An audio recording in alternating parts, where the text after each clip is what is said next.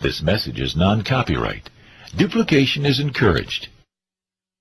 A number of years ago, in a Baptist church in Crystal Palace in southern London, the Sunday morning service was closing, and a stranger stood up at the back, raised his hand, he said, "Excuse me, Pastor, can I share a little testimony?" The pastor looked at his watch, he said, "You've got 3 minutes." And this man proceeded.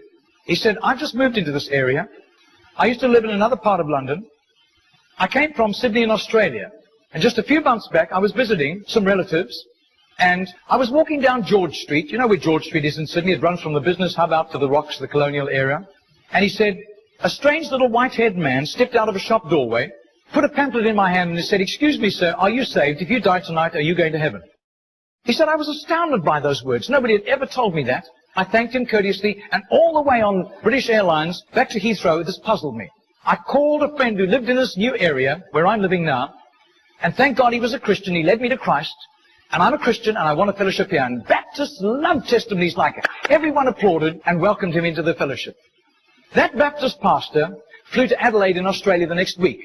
And 10 days later, in the middle of a 3-day series in a Baptist church in Adelaide, a woman came to him for counseling, and he wanted to establish where she stood with Christ. And she said, "I used to live in Sydney.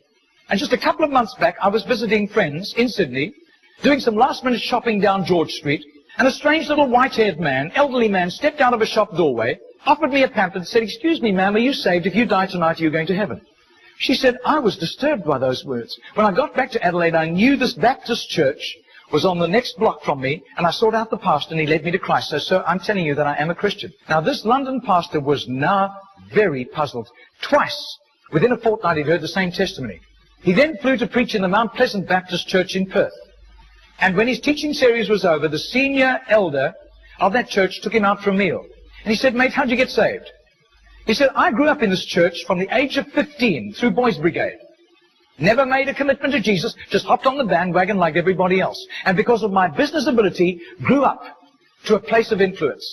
I was on a business outing in Sydney just 3 years ago, and an obnoxious, spiteful little man stepped out of a shop doorway, offered me a religious pamphlet, cheap junk, and accosted me with a question. 'Excuse me, sir, are you saved? If you die tonight, are you going to heaven?' He said, I tried to tell him I was a Baptist elder. He wouldn't listen to me. He said, I was seething with anger all the way home on Qantas to Perth. He said, I told my pastor thinking he would sympathize with me, and my pastor agreed. He had been disturbed for years, knowing that I didn't have a relationship with Jesus, and he was right. And my pastor led me to Jesus just 3 years ago." Now, this London preacher flew back to the UK and was speaking at the Keswick Convention in the Lake District. And he threw in these 3 testimonies. At the close of his teaching session, 4 elderly pastors came up and said, "We got saved between 25 and 35 years ago, respectively, through that little man on George Street giving us a tract and asking us that question." He then flew the following week to a similar Keswick Convention in the Caribbean, to missionaries. And he shared the testimonies. At the close of his teaching session, 3 missionaries came up and said, "We got saved between 15 and 25 years ago, respectively, through that little man's testimony and asking us that same question on George Street in Sydney." Coming back to London, he stopped outside Atlanta, Georgia, to speak at a naval chaplains convention. And when his 3 days of revving these naval chaplains up, over 1,000 of them, in soul winning, the chaplain general took him out for a meal. And he said, "How did you become a Christian?" He said, "Well, it was miraculous. I was a rating on a United States battleship, and I lived a reprobate life. We were doing exercises in the South Pacific, and we docked in Sydney Harbour for replenishments. We hit King's Cross with a vengeance. I got blind drunk.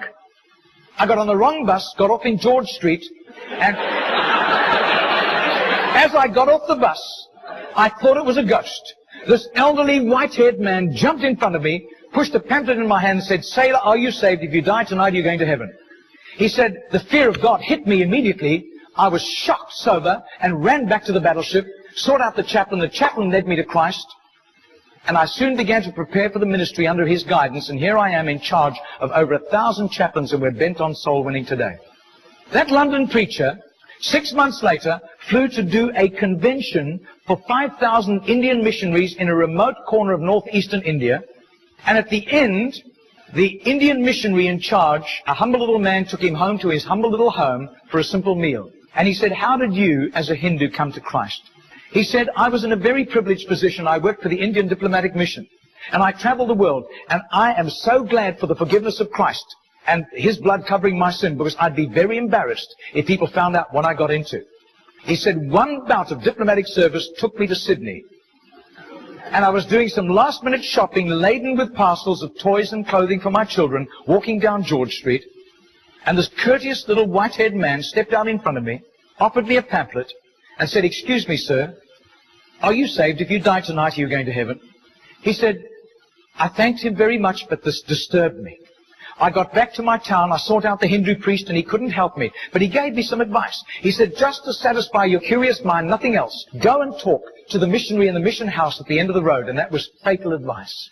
He said, because that day the missionary led me to Christ. I quit Hinduism immediately, and then began to study for the ministry. I left the diplomatic service, and here I am, by God's grace, in charge of all these missionaries, and we are winning hundreds of thousands of people to Christ. Well, 8 months later, that Crystal Palace Baptist pastor was ministering in Sydney, in Gymea, southern suburb of Sydney. And he said to the Baptist minister, do you know a little man, an elderly little man, who witnesses and hands out tracts on George Street? And he said, I do. His name is Mr. Genor, G-E-N-O-R. But I don't think he does it anymore. He's too frail and elderly. The man said, I want to meet him. 2 nights later, they went around to this little apartment, knocked on the door, and this tiny, frail little man opened the door. He sat them down, made them some tea, and he was so frail he was slopping tea into the saucer as he shook. And as he sat with them, this London preacher told him all these accounts over the previous 3 years. This little man sat with tears running down his cheeks. He said, my story goes like this. He said, I was a rating on an Australian warship, and I lived a reprobate life, and in a crisis, I really hit the wall, and one of my colleagues, whom I gave literal hell, was there to help me.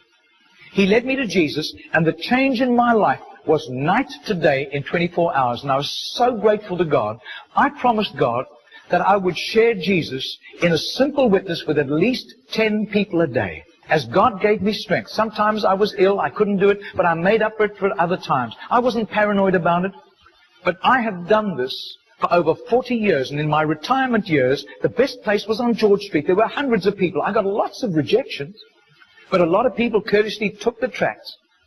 And he said, in 40 years of doing this, I've never heard of one single person coming to Jesus until today. Do you know, I would say that has to be commitment. That has to be just sheer gratitude and love for Jesus to do that, not hearing of any results. Margarita did a little count. That's 146,100 people. That simple little non-charismatic Baptist man influenced somehow to Jesus. And I believe what God was showing that Baptist minister was the tip of the tip of the tip of the tip of this iceberg. Goodness knows how many more had been arrested for Christ and were doing huge jobs out in the mission field. Mr. Genor died 2 weeks later. And can you imagine the reward he went home to in heaven? I doubt if his face would ever have appeared on Charisma magazine. I doubt if there would ever have been a write-up with a photograph in Billy Graham's Decision magazine, as beautiful as those magazines are. Nobody except a little group of Baptists in southern Sydney knew about Mr. Genor. But I'll tell you, his name was famous in heaven.